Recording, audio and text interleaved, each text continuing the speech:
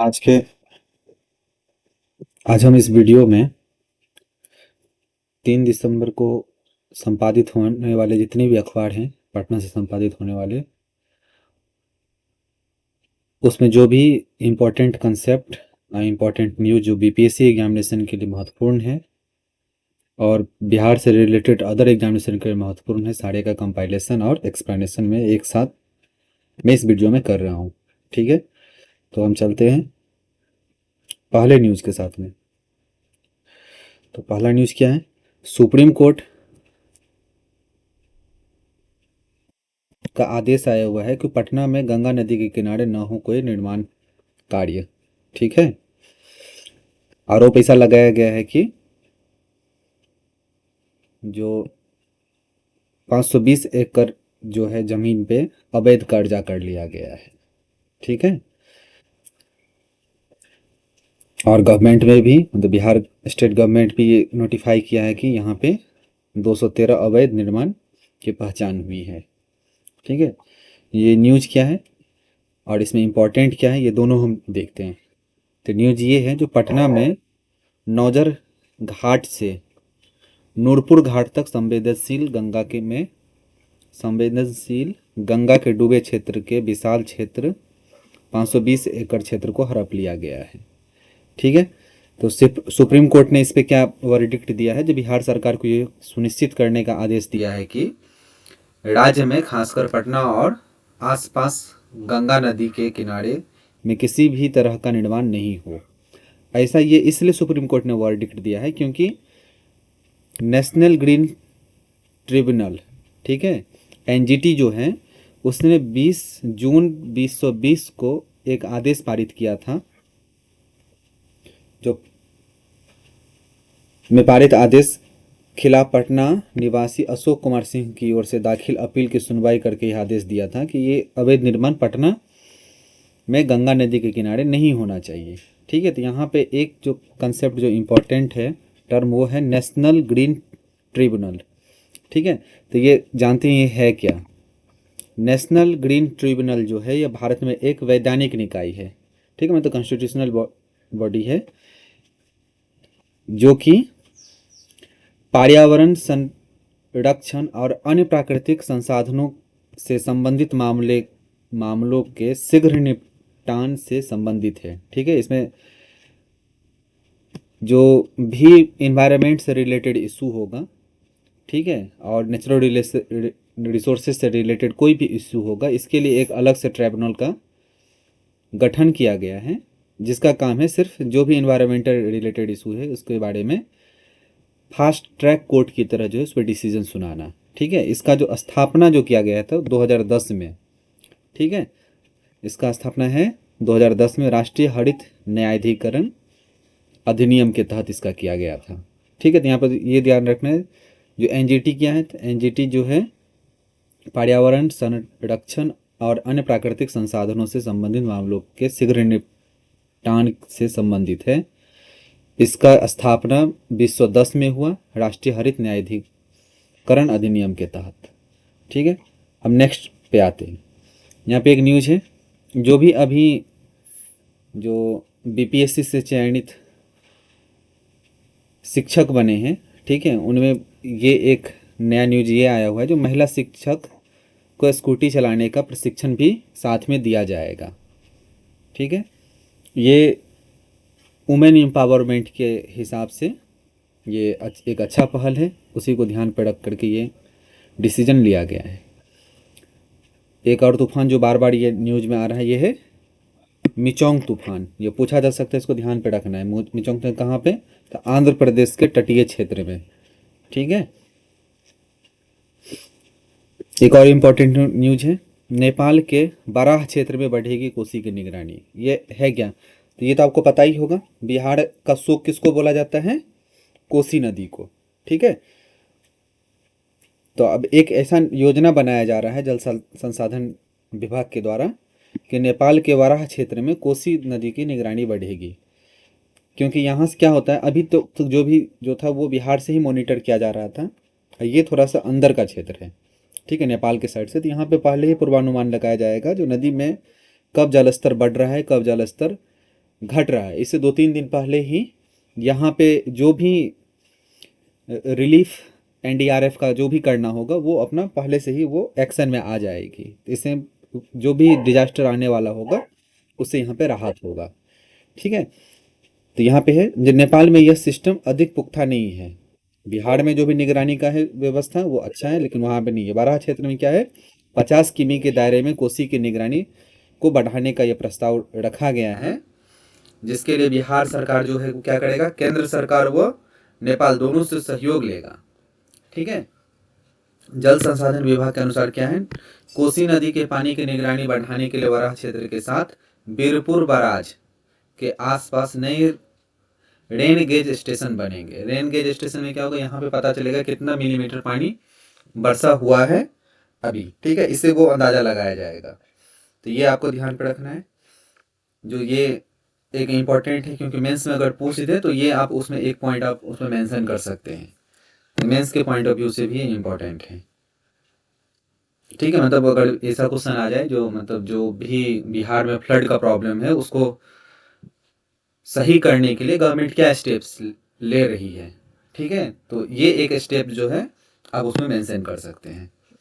ठीक है, इससे बेनिफिट क्या होगा, बाराह क्षेत्र में निगरानी से बिहार में कम से कम 3 दिन का अतिरिक्त समय मिलेगा, जिससे लोगों को बचाने, जान माल की क्षति कम करने, वो बाढ़ विस्तार को कम करने में मदद मिलेगी। तो ये आपको ध्यान रखना, इंपॉर्टेंट न्यूज है। ज़्यादातर ये मेंस के पॉइंट से ज़्यादा इंपॉर्टेंट है। हाँ, अभी एक और है, जो आईआईटी पटना के दीपांकर जौहरी और कार्तिक जैन की जोड़ी ने एनटीपीसी इलेक्ट्रॉन क्विज प्रतियोगिता 2023 का जो रीजनल राउंड था वो खिताब जीत लिया है।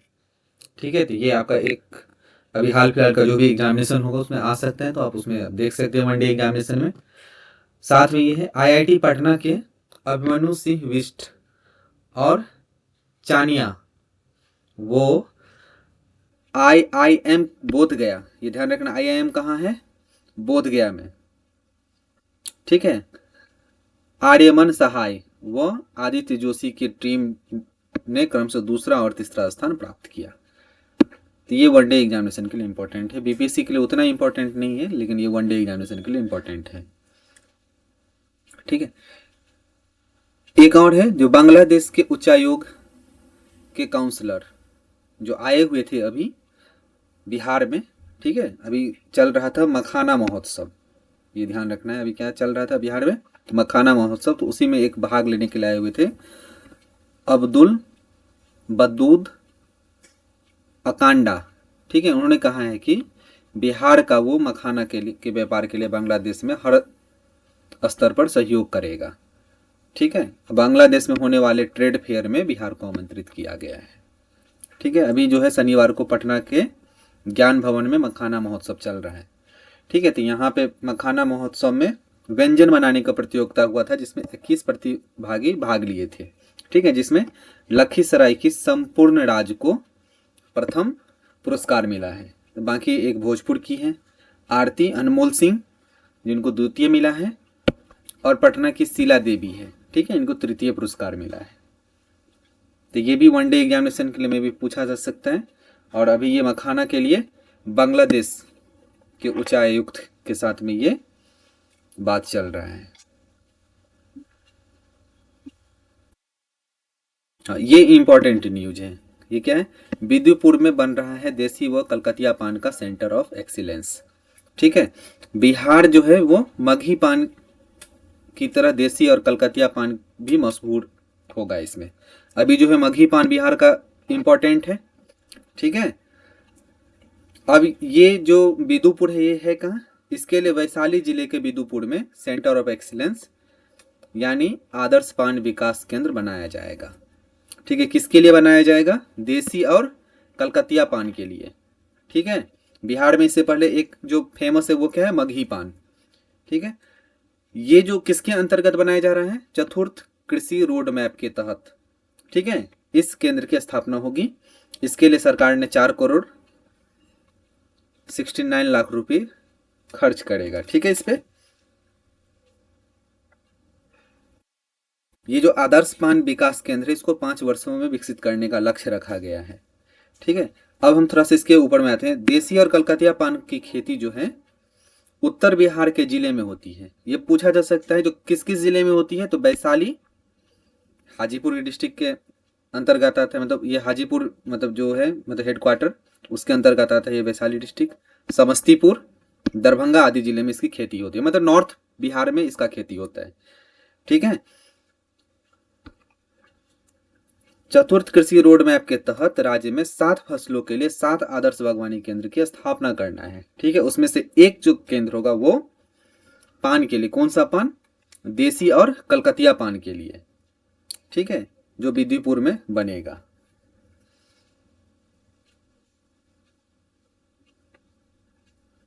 ये जो केंद्र का स्थापना होगा इससे क्या होगा, इसमें उत्पादन में उच्च तकनीकी और उन्नत प्रजाति का विकसित होगा। इससे किसानों को भी लाभ मिलेगा। ठीक है, क्योंकि पान के फसल का उत्पादन जब भी बढ़ेगा तो उनसे उनके किसानों की आय में भी वृद्धि होगी। ठीक है, हाँ, अब दूसरा जो है एक है मगही पान। ठीक है, तो मगही पान इंपॉर्टेंट है। इंपॉर्टेंट क्यों, क्योंकि मगही पान को जीआई टैग मिला हुआ है। ठीक है, तो जीआई टैग जो मिला हुआ है वो मगही पान को मिला हुआ है। इसके लिए जो मगही पान के लिए अनुसंधान केंद्र है वो इस्लामपुर में है, ये आपको ध्यान पे रखना है। ठीक है, खेती मुख्य रूप से ये दक्षिण बिहार में होता है। ये जो आपका देसी और कलकतिया है उसका नॉर्थ बिहार में, और ये जो आपका मगही पान है इसका दक्षिण बिहार में होता है। मुख्य जो जिला है जहाँ पे इस पान की पैदावारी होती है वो क्या है, नालंदा, नवादा, गया, औरंगाबाद आदि जिला। तो ये आपको ध्यान पर रखना है। और उत्तर बिहार में हो गया आपका देसी और कलकतिया का। अभी जो है एक अनुच्छेद सबसे इंपॉर्टेंट जो न्यूज बार है वो आर्टिकल 370 है जिसको हटा दिया गया है। ठीक है, उस पे अभी किसी ने याचिका दायर किया था। ठीक है, जिसपे 15 तक आ सकता है फैसला। ठीक है, ये जो पूछा जाएगा जो आर्टिकल 370 किससे रिलेटेड था। ठीक है, तो जम्मू कश्मीर में अनुच्छेद 370, तो ये जम्मू कश्मीर से रिलेटेड है। इसको स्पेशल प्रोविजन जम्मू कश्मीर को 370 के तहत मिला हुआ था। ठीक है, तो इसको निष्प्रभाव करने के केंद्र सरकार के फैसलों को चुनौती देने वाली याचिका पर सुप्रीम कोर्ट इसमें ये भी पूछ सकता है जो कितने, ये खंडपीठ जो कितने न्यायाधीश का ये पीठ था, बेंच था, तो वो 5 न्यायाधीशों का बेंच है। ठीक है, संवैधानिक पीठ 15 दिसंबर को ये अपना फैसला सुना सकती है। इस पे कार्रवाई मतलब सुनवाई कितने दिनों तक चली है, संवैधानिक पीठ में 16 दिनों तक चली है सुनवाई। दोनों पक्ष अपना अपना दलील रखा है। ठीक है, और इस पे 5 सितंबर को ये लास्ट हुआ था, तो 5 सितंबर को फैसले को अपने पास रखा है सुप्रीम कोर्ट ने। ठीक है, मुख्य न्यायाधीश जो इसमें है वो है अभी DY चंद्रचूड़। बाकी न्यायाधीश थे वो संजय किशन कौल, संजीव खन्ना। ठीक है, न्यायमूर्ति BR गवई और न्यायमूर्ति सूर्यकांत की संविधान पीठ ने केंद्र सरकार द्वारा ये कब ये लाया गया था, तो अगस्त 2019 में जम्मू कश्मीर के अनुच्छेद 370 को निष्प्रभाव कर राज्य को 2 हिस्सों में विभाजित करने के खिलाफ याचिका मतलब दाखिल याचिका पर सभी पक्षों को सुनने के बाद फैसला सुरक्षित रखा था। ठीक है, तो ये आपको ध्यान पे रखना है। जो 370 के बाद क्या हुआ था, जो जम्मू और कश्मीर को 2 यूनियन टेरिटरी में डिवाइड कर दिया गया। अब ये जो है अभी आम मतलब ये लोकसभा का चुनाव होने वाला है तो उसके लिए भी इम्पोर्टेंट इशू है ये। ठीक है, ये इलेक्शन का भी मुद्दा रह सकता है। और सबसे बड़ी बात है ये पहली बार जब से ये हटा है तब से जम्मू कश्मीर में पहली बार क्या हो रहा है, लोकसभा का पहला चुनाव होने जा रहा है जम्मू कश्मीर में। ठीक है, अब है आम लोगों तक उनकी भाषा में पहुंचे न्याय। ये चंद्रचूड़ जो अभी चीफ जस्टिस ऑफ इंडिया है उनका ये बोलना है। होता क्या है, जो आम लोगों के भाषा में, जो हमको पता होगा जो कोर्ट का लैंग्वेज है, हाई कोर्ट या सुप्रीम कोर्ट है, वो इंग्लिश है। ठीक है, तो आम लोगों के भाषा में न्याय नहीं पहुंचता है तो लोगों को इंटरप्रिटेशन जो है वो इंग्लिश मीडियम में होने के कारण, क्योंकि मेजोरिटी ऑफ जो इंडियंस हैं वो हिंदी भाषी हैं या लोकल लैंग्वेज में जानते हैं, उनको कानून के बारे में उतनी जानकारियां होती ही नहीं है। तो उनको जो एक प्रॉपर जो आपको उसको जस्टिस मिलना चाहिए वो जस्टिस नहीं मिलता है। इसीलिए जो लोकल लैंग्वेज के ऊपर में ज़्यादा ध्यान दिया जा रहा है, ठीक है, जो उन्हीं में मिले। अब इसमें हो क्या रहा है इस पर थोड़ा सा देखते हैं, क्योंकि ये भी मेंस के पर्सपेक्टिव से ये इंपॉर्टेंट है, ठीक है।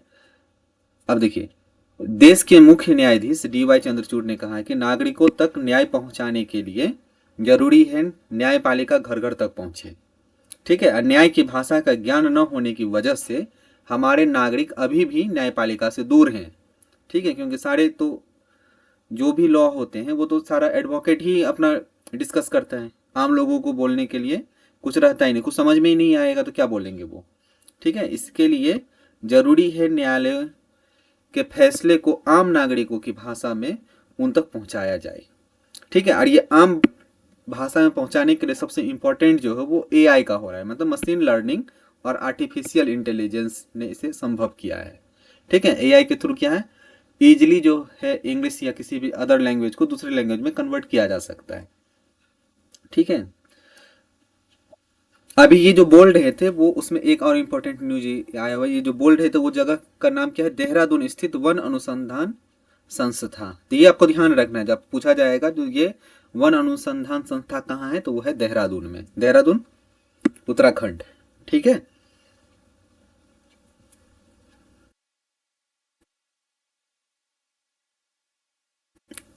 इसमें एक और इम्पोर्टेंट जो वो बात बोले थे वो क्या है, इन्होंने बोला है जो अभी तक 1950 से लेकर के अब तक सुप्रीम कोर्ट के 36,000 फैसलों का हिंदी में अनुवाद कर IIT मद्रास के सहयोग से ऑनलाइन उपलब्ध कराया जा रहा है।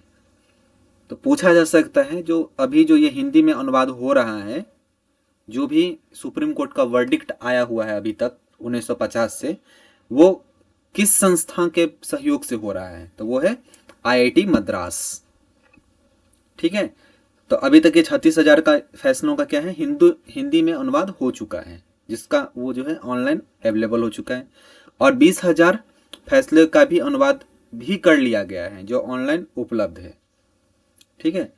प्रयास है कि सभी उच्च न्यायालयों के फैसले राज्यों की भाषाओं में नागरिकों तक पहुंचे। ये इंपॉर्टेंट है, क्योंकि जब तक ये जस्टिस तभी मिलेगा जब आम लोगों की भाषा में जस्टिस मिले, उनको समझ में आए, ठीक है। एक पड़ोस के मुल्क से न्यूज है, ठीक है। गौहर अली खान को शनिवार को पाकिस्तान तहरीक ए इंसाफ, ठीक है, PTI का अध्यक्ष चुना गया। ये इंपॉर्टेंट इसलिए है कि ये तहरीक ए इंसाफ के बारे में पूछा जा सकता है, ये कहाँ का पार्टी है, तो ये पाकिस्तान का है। इसके जो पूर्व अध्यक्ष जो था, ठीक है, वो पूर्व प्रधानमंत्री इमरान खान थे, ठीक है। ये अभी जो है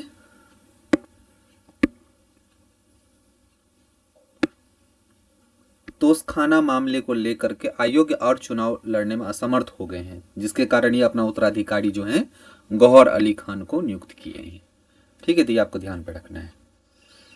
नेक्स्ट सबसे इंपॉर्टेंट है जो डार्क पैटर्न के ऊपर में न्यूज आया हुआ है, डार्क पैटर्न के प्रयोग पे प्रतिबंध लगाया गया। केंद्र सरकार ने उपभोक्ताओं के हित की रक्षा करने के लिए ई-कॉमर्स मंचों पर डार्क पैटर्न के इस्तेमाल पर प्रतिबंध लगा दिया है, ठीक है।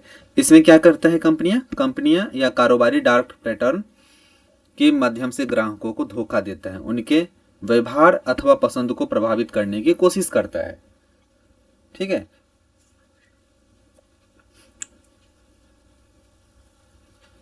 केंद्रीय उपभोक्ता संरक्षण प्राधिकरण ने 30 नवंबर को इस संबंध में अधिसूचना जारी की है। यह अधिसूचना भारत में वस्तुओं सेवाओं की पेशकश करने वाली सभी मंचों, विज्ञापनदाताओं और विक्रेताओं पर लागू होगा, ठीक है। तो ये भी लाइन इंपॉर्टेंट है, यह अधिसूचना भारत में वस्तुओं सेवा मतलब सर्विस का भी कोई जो पेशकश कर रहा है उसमें भी सभी तरह के मंचों और विज्ञापन दाताओं और विक्रेताओं पे ये लागू होगा, ठीक है। थोड़ा सा जान लेते हैं ये डार्क पैटर्न है क्या, ठीक है। तो देखिए डार्क पैटर्न जो है इसको बोला जाता है a user interface that has been carefully crafted to trick user into doing things such as buying over price insurance with their purchase और signing up for recurring bills. अब क्या होगा, आप कोई सामान लेने जा रहे हैं, प्रोडक्ट जैसे मोबाइल लिए कॉस्टली, ठीक है, आईफोन खरीदे, वो मान के चलो 50,000 का है, ठीक है। अब वह जब आप लेने के लिए गए, 50,000 रुपये उसको दे दिए आप, तो वो आएगा बोलेगा देखिए ये जो आपका साथ ना कंपनी इसमें 1 ईयर का गारंटी दे रहा है, ठीक है। अगर इसके साथ आप इंश्योरेंस ले लेते हैं 5,000 रुपीज़ का अलग से, ठीक है, तो मोबाइल आपको गिर भी जाएगा ना, तो वो आपको मिल जाएगा।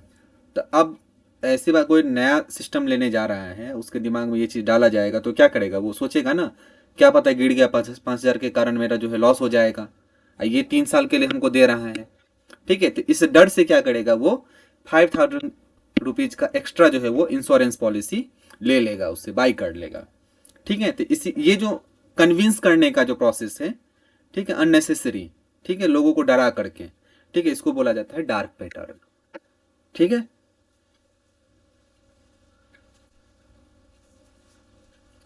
अब एक और इंपॉर्टेंट न्यूज ये है, जो प्रज्ञानंदा और वैशाली दुनिया की पहली भाई बहन ग्रैंड मास्टर जोड़ी है, ठीक है। प्रज्ञानंदा पहले से ही थे, अभी उनकी बहन भी बनी है, ठीक है। ये दुनिया का पहला एक ऐसे एग्जाम्पल है जिसमें भाई और बहन दोनों ग्रैंड मास्टर हैं। ग्रैंड मास्टर चेस में होता है, ठीक है। अब देखते हैं क्या न्यूज आया हुआ है। भारतीय शतरंज खिलाड़ी आर वैशाली स्पेन के एल लेब्रोगार्ड ओपन में ग्रैंड मास्टर खिताब हासिल कर एक और उपलब्धि हासिल कर ली, ठीक है। ऐसा करने वाली वो देश की तीसरी महिला खिलाड़ी है। इससे पहले भी पूछा जा सकता कौन कौन है, ये ऑप्शन में दे देगा, जो इसमें से कौन सा जो है वो जीएम नहीं है, ठीक है। तो ये दो अदर जो है इनसे पहले है वो है कैनेडू हम्पी और डी हरिका, ये ध्यान पे रखना है, ठीक है। इससे पहले जो इनका जो भाई जो था, वैशाली के छोटे भाई हैं प्रज्ञान नंदा, ये 2018 में जीएम खिताब हासिल किए थे, ठीक है, जब वो 12 साल के थे। और जो महिला है हम्पी जो है वो, ये कैनेडियो हम्पी, ये खिताब हासिल करने वाली दुनिया की सबसे युवा महिला खिलाड़ी है दुनिया की, ठीक है। ये 15 साल की उम्र में 2000 में ग्रैंड मास्टर बनी थी, तो ये ध्यान पे रखना है। जो भारत में 3 अभी बन गया है, पहले था कैनेडो हम्पी, डी हरिका, अभी न्यू में वैशाली, आर वैशाली, ठीक है। ये पहली है इसी है जो भाई बहन दोनों इसका ग्रैंड मास्टर है। अब एक न्यूज आया हुआ है ड्रॉट के ऊपर में, दुनिया में 1.84 अरब लोग सूखे से पीड़ित हैं, ठीक है। रिपोर्ट में बताया गया है जो 4.7% लोग गंभीर या अत्यधिक सूखे की चपेट में हैं। संयुक्त राष्ट्र कन्वेंशन के कार्यवाही सचिव इब्राहिम थियाब ने कहा है कि सूखा चुपचाप काम करता है, मतलब लोगों को तुरंत इंस्टेंटली पता नहीं चलता है, और वो धीरे धीरे जो है वाटर लेवल में डाउनफॉल होना शुरू हो जाता है।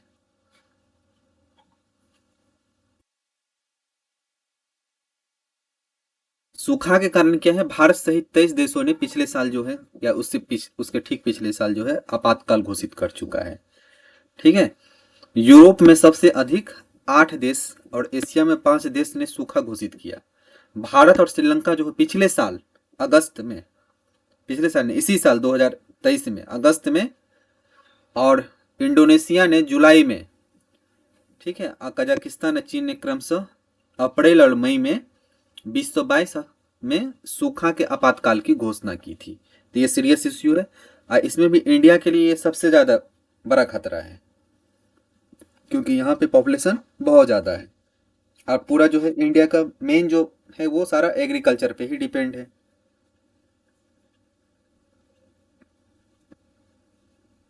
तेजी से गर्म होती दुनिया के लिए सूखा खतरे के तौर पर उभर रहा है, ठीक है। अब ये COP28 हुआ था, उसी के में ये रिपोर्ट आया हुआ था, क्योंकि यूनाइटेड नेशन का ये जो भी कॉन्फ्रेंस होता है, ठीक है, इसमें बहुत सारे रिपोर्ट्स भी पब्लिश होते हैं उसके साथ में, तो ये उसमें ये आया हुआ था, ठीक है। फिर यूएई के राष्ट्रपति ने जायद सस्टेनेबिलिटी पुरस्कार दिए। ठीक है, यूएई के राष्ट्रपति जो हैं वो कौन है? शेख मोहम्मद बिन जायद अल नाहयान ने COP28 में 11 विजेताओं को जायद सस्टेनेबलिटी पुरस्कार से सम्मानित किया। ये पुरस्कार जो है किन किन को मिला है? क्लाइमेट एक्शन श्रेणी के विजेता नामीबिया संघ के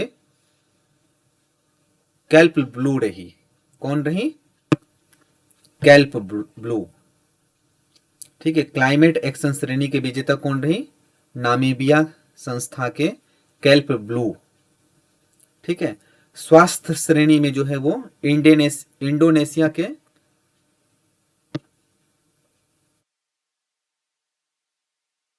डॉक्टर सियर को, इंडोनेशियाई संगठन है डॉक्टर सियर, इसको मिला है। ये अपने अस्थायी अस्पतालों के माध्यम से दूर दराज और दुर्गम क्षेत्र में स्वास्थ्य सेवा पहुंचाने के लिए सम्मानित किया गया है।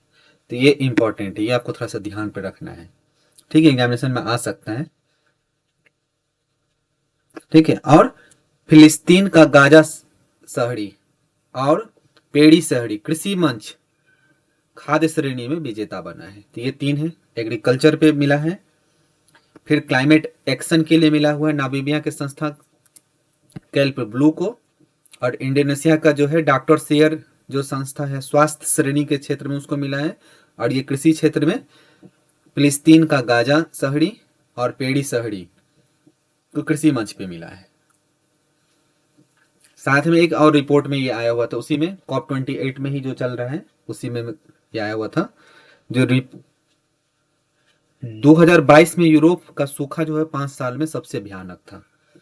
ठीक है, 2022 रिपोर्ट के अनुसार 2022 में यूरोप में पड़ा सूखा पिछले 500 वर्षों में सबसे भीषण सूखा था।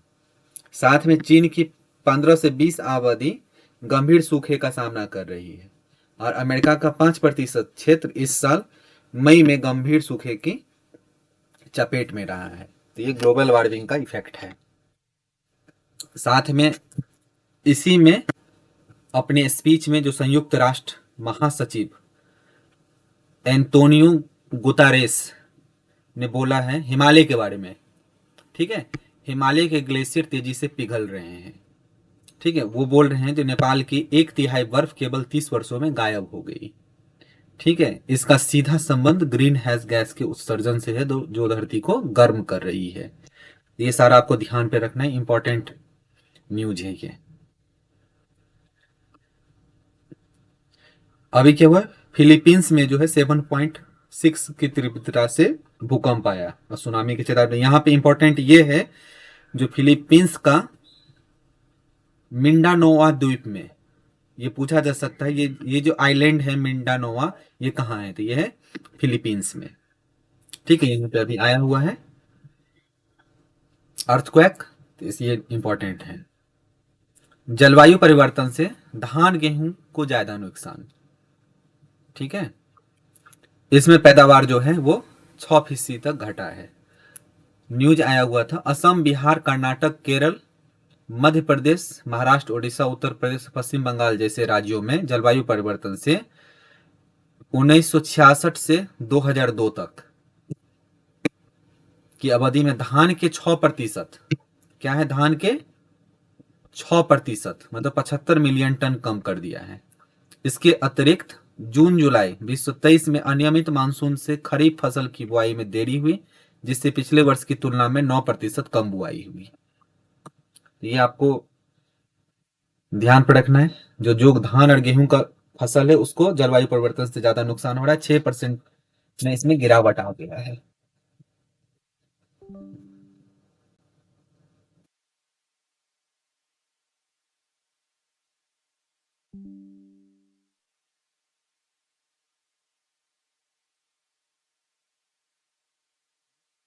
एक रिपोर्ट के अनुसार जलवायु परिवर्तन के कारण भारत में कृषि क्षेत्र के लिए गंभीर संकट पैदा हो गया है।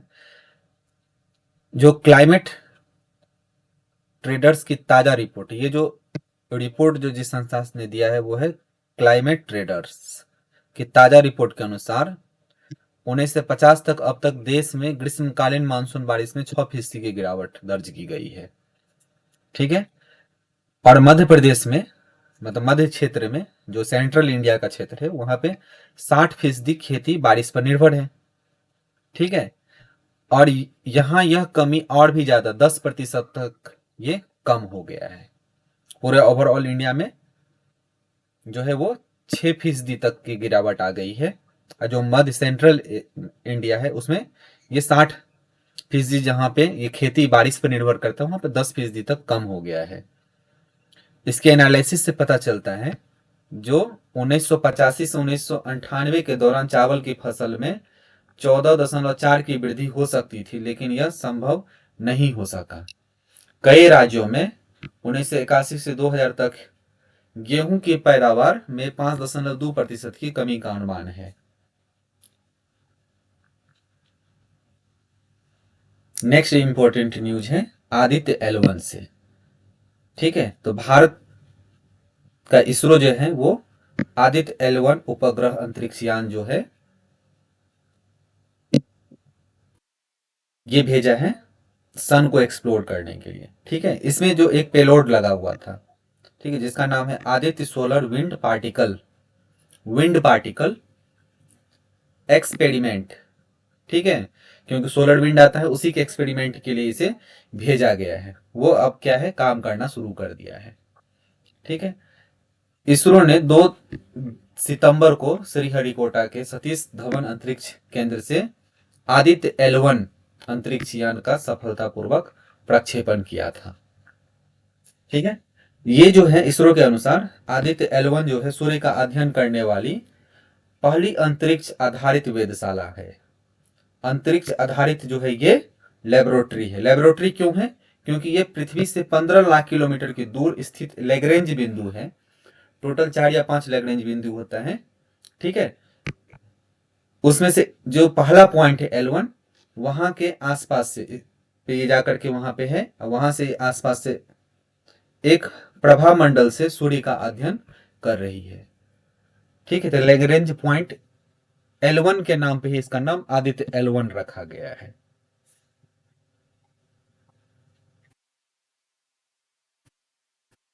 और ये जो Aditya solar wind particle experiment जो है, इसमें 2 अत्याधुनिक उपकरण है। कौन कौन है? Solar wind ion spectrometer. ठीक है, और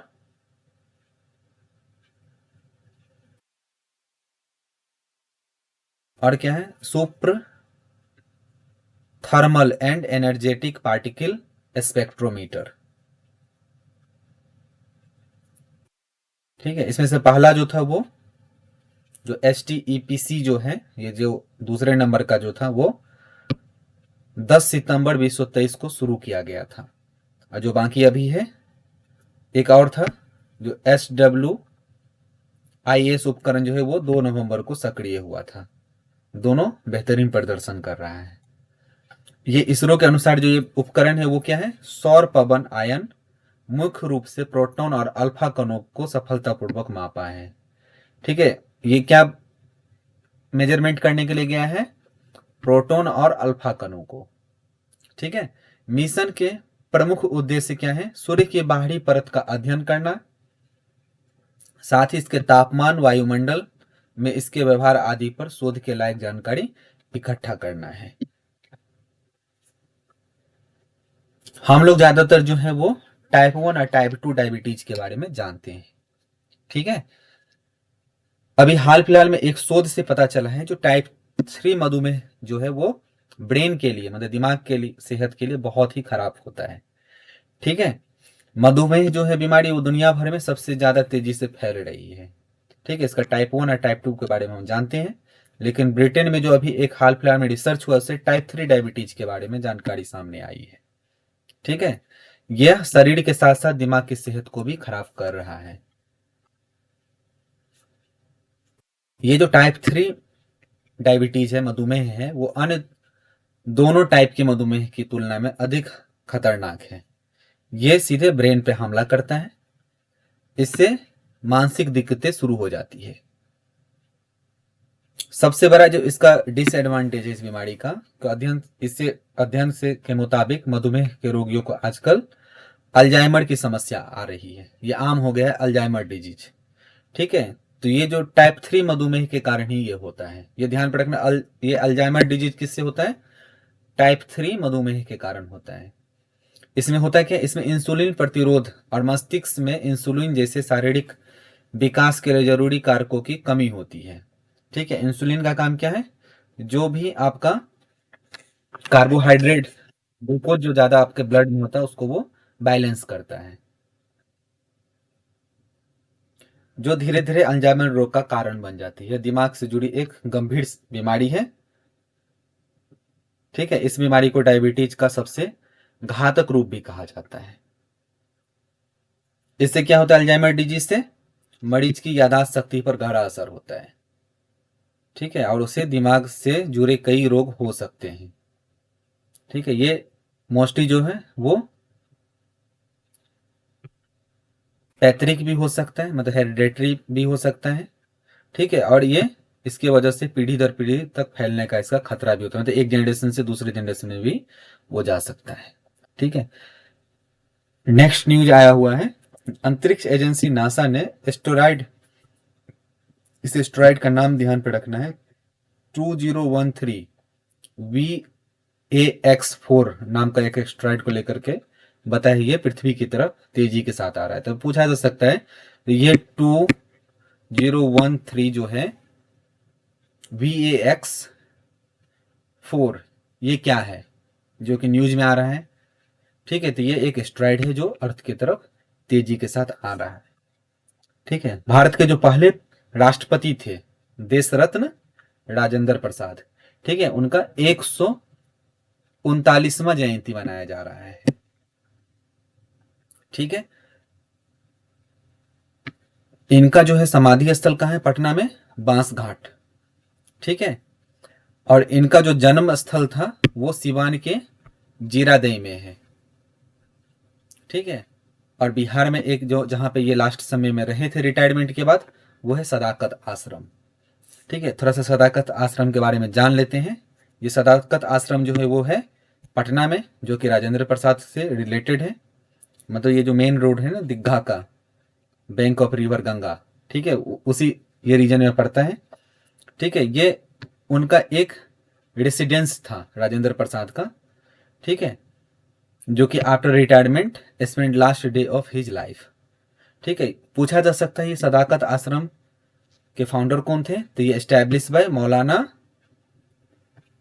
मजहरुल हक 1921 ईस्वी में इनका फाउंडेशन रखा था उन्होंने। ठीक है, इनके नाम पे जो राज्य में जयंती बनता है उनका नाम है मेधा दिवस। ठीक है, राजेंद्र प्रसाद के जन्म दिवस के अवसर पर बनता है मेधा दिवस। ठीक है, 3 दिसंबर को ही मनाया जाता है। 3 दिसंबर में राजेंद्र प्रसाद का बर्थडे, फिर उसके साथ ही 3 दिसंबर को क्या है? अंतर्राष्ट्रीय दिव्यांग दिवस। ठीक है, दिव्यांग जनों के अधिकारों की रक्षा और सम्मान के अवसर के साथ उन्हें समाज की मुख्य धारा में जोड़ने के उद्देश्य से पूरे विश्व में प्रत्येक वर्ष 3 दिसंबर को मनाया जाता है।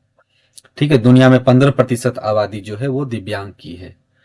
ठीक है, और राज्य में क्या हुआ? मधुबनी पेंटिंग कला के क्षेत्र में मुजफ्फरपुर के ज्योति सिन्हा को श्रेष्ठ दिव्यांग जन पुरस्कार से सम्मानित किया जाएगा। ये आपको ध्यान में रखना है। ठीक है, अब नेक्स्ट न्यूज़पेपर के आर्टिकल में जल्द ही लाऊंगा। आप इस चैनल को ज़्यादा से ज़्यादा सब्सक्राइब करें और शेयर करें दूसरे अभ्यर्थियों को। ठीक है, ताकि उनको भी थोड़ा सा समय का बचत हो पाए।